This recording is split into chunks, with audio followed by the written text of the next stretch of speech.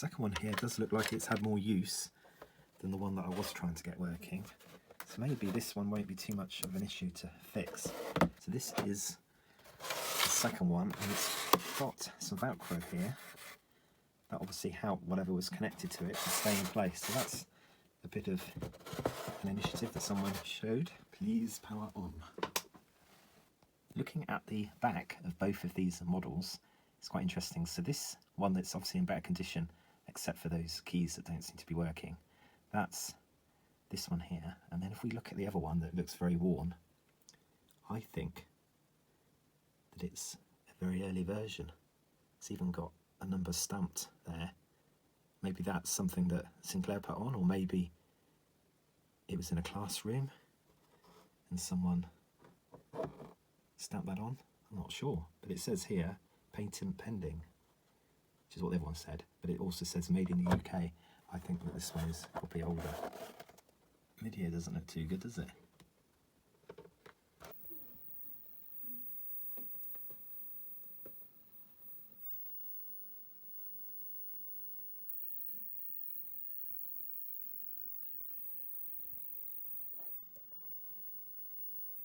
So I've got a hunch about these two ZX81s.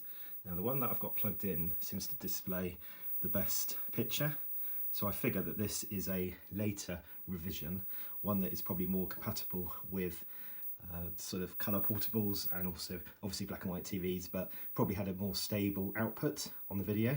And then this one here, which to me looks to be the older one, this one seems to be very weak at outputting the video. So I've got a bit of a dilemma going forward. I know that they both work in that they both support the 16K RAM pack. Problems I've got is obviously the keys here aren't working, so I can actually run the game on this one. And then on this one, I just can't seem to get a very stable video output. So when there's motion in the game, that's when I seem to get this rolling image on the screen. This one probably needs a composite mod on the output of the video, so I'm going to look into doing that. And then on this one probably will need a brand new keyboard membrane. I did think about swapping over the cases, but I think because the membranes are very weak, then the actual connector that goes into the board, that would probably break. So I don't think I can easily just move the keyboard part from this one over to this one. I'm not going to be able to take the good keyboard from this one over to this one because it'll probably break in the process. So that's my next steps, to basically get a composite output on this one. Keep this one the same because I keep this one genuine, but update the keyboard or try fixing it. So given the refresh rate, it's hard to see, but you can see that the K is very well pronounced. The screen is nice and white on this one. Let's switch over to the other one.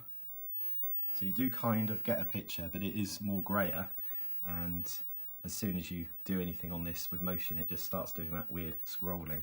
Alright, so this is the one that obviously hasn't had as much use, but still has a keyboard membrane issue on those keys that are on there, those ones. And I think to take these apart, you're advised to use a hairdryer to get rid of the stickiness.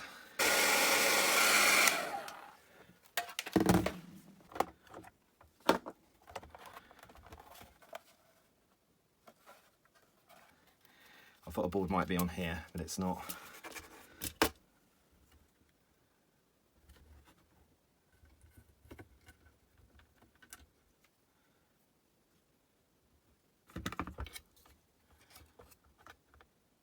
Well, I think it just needs a new membrane, doesn't it? Let's not muck about now.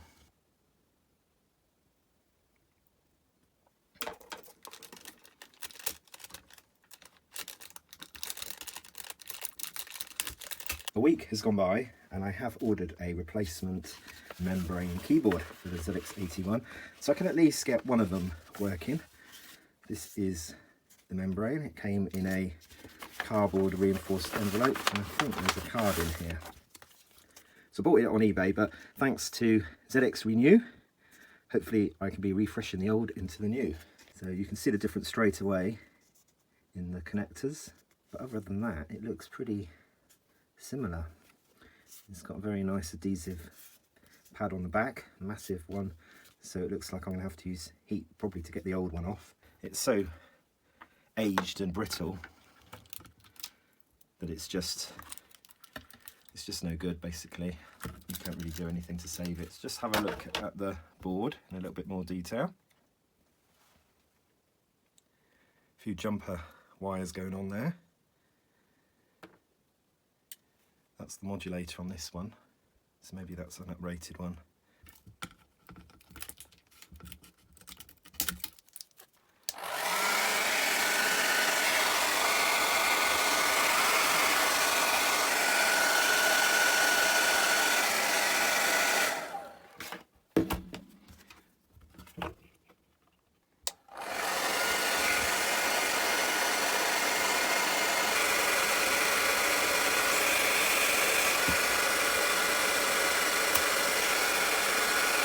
This is 1980, copyright 1980, that's the rear of it.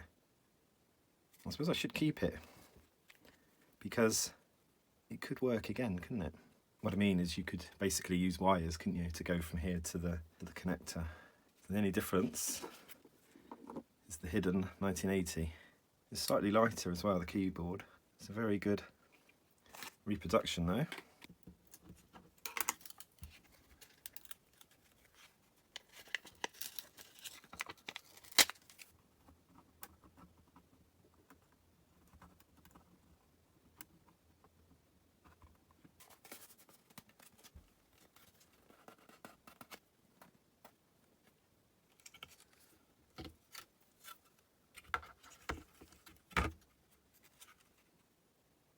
You probably realise it's a little bit hard to be filming this, so I've had to change the orientation of the camera for just this last segment. I hope it's going to be the last segment. So this is the telly. This is the ZX81. This is the loading part. Okay, that's just... I think we've got a bit of a round pack wobble going on there. Let's power up again. And then it's...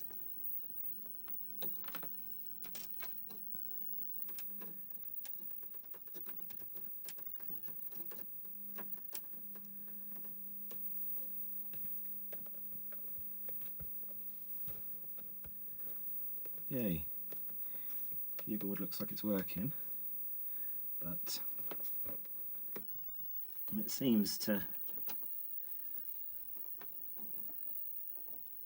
lose itself here. I wonder if I can just load with these characters in here. Let's try it.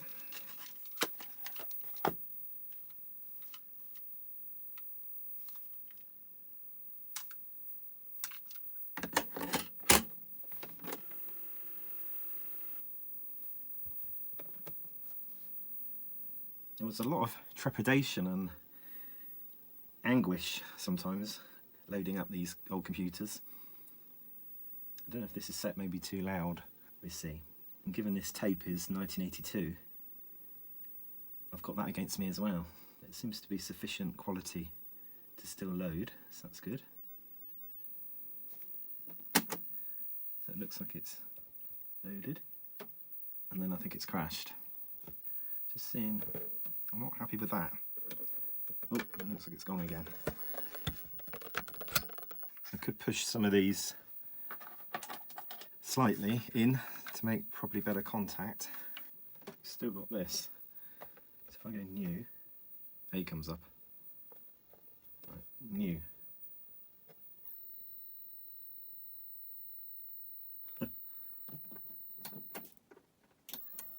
Something now is stopping the keyboard from working. Have I got a voltage regulator issue on this ZX81? Please can you like this video?